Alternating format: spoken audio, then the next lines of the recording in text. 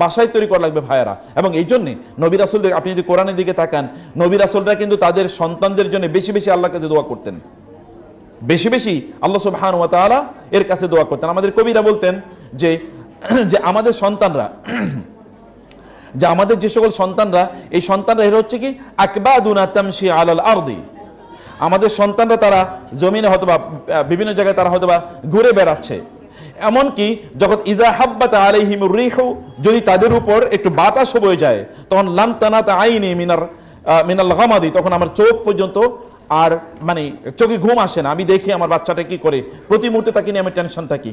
তার এই ফিজিক্যাল ডেভেলপমেন্টের জন্য আমি প্রত্যেকটা মুহূর্তে টেনশনে আছি, তার আত্মার উন্নয়নের জন্য আমি টেনশনে আছি কিনা, আত্মার উন্নয়নটা ঠিকমতো হচ্ছে কিনা, এই উন্নয়নটা আমাদেরকে খুবই ভালো করে দেখা দরকার।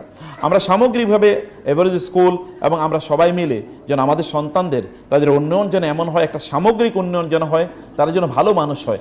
আমাদের পৃথিবীতে এখন সবচেয়ে বড় সংকট হলো ভালো মানুষের, অন্য কোনো কিছুর সংকট নাই, টাকা পয়সারও সংকট নাই, জ্ঞানেরও সংকট নাই, রিসোর্সেরও সংকট নাই, বাড়িঘরেরও সংকট নাই, সভ্যতার সংকট নাই, টেকনোলজির সংকট নাই, স্কিলেরও কোনো সংকট নাই।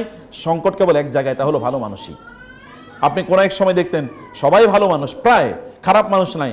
এখন দেখবেন ভালো মানুষকে পাওয়ার জন্য আপনাকে দূরবীন দিয়ে খুঁজতে হবে। রাসূলুল্লাহ সাল্লাল্লাহু আলাইহি ওয়াসাল্লাম বলেছেন কিয়ামতের আগে এমন একটা সময় আসবে যখন বলবে ওই গ্রামে একজন আমানতদার লোক আছে, ওই গ্রামে একটা লোক আমানতদার আছে, অথচ লোকেরা তো আমানতদার হওয়ার কথা ছিল, সব লোকই তো আমানতদার হওয়ার কথা ছিল, অথচ সব লোকই কি তারা খেয়ানতকারী। তারা হয় স্ত্রীর সাথে খেয়ানত করছে, অথবা স্বামীর সাথে খেয়ানত করছে, অথবা সন্তানদের সাথে খেয়ানত করছে, বা পিতামাতার সাথে খেয়ানত করছে, অথবা কাজিনদের সাথে খেয়ানত করছে, কালিকদের সাথে খেয়ানত করছে, অথবা তারা তাদের পার্টনারদের সাথে খেয়ানত করছে। খেয়ানত তারা করছেই, আমানতদার লোক খুঁজেই পাওয়া যাচ্ছে না। এই আমানতদারিতা ডেভেলপ করা, এটা তো মানুষের কালচার ছিল, বা মানুষের এটা তাদের প্রধান ইনগ্রেডিয়েন্ট ছিল, কিন্তু এটাকে আমরা ভুলে গিয়েছি। আমরা কেবল দুনিয়ার মোহে আটকে গিয়েছি। আমরা যেন আসলে আখিরাত কেন্দ্রিক আমাদের জীবন যাপন করি, এটা আমাদের সন্তানরা আমাদের কাছ থেকে শিখুক। আল্লাহ সুবহানাহু ওয়া তাআলা আমাদের সবাইকে, আমাদের সন্তানদেরকে নিয়ে যেন আমরা এমন একটা দিনী এনভায়রনমেন্ট তৈরি করতে পারি, যে দিনী এনভায়রনমেন্টে আমরা সবাই গ্রো করব, এবং আমরা নিজেরও ভালো মানুষ হয়ে আমাদের সন্তানরা যেন ভালো মানুষ হতে পারে, এরকম একটা অবস্থা যেন আমরা তৈরি করতে পারি, এবং স্কুলেও যেন আমরা এরকম একটা শিক্ষা তাদেরকে দিতে পারি, দীক্ষা তাদেরকে দিতে পারি। আল্লাহ সুবহানাহু কাছে আমরা সেই তৌফিক কামনা করি। আল্লাহুম্মা আমিন।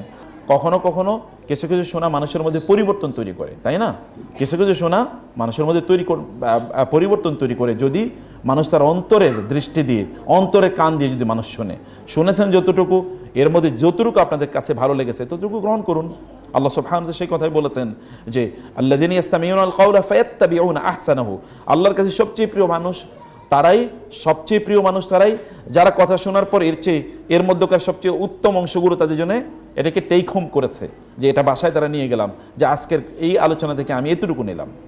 আল্লাহ সুবহানাহু ওয়া তাআলা যেন আমাদেরকে এরকম সন্তানদের জন্য সত্যিকার অর্থে একটি রোল মডেল হতে পারি, সেই তৌফিক আল্লাহ তাআলা আমাদেরকে দান করুন। আল্লাহ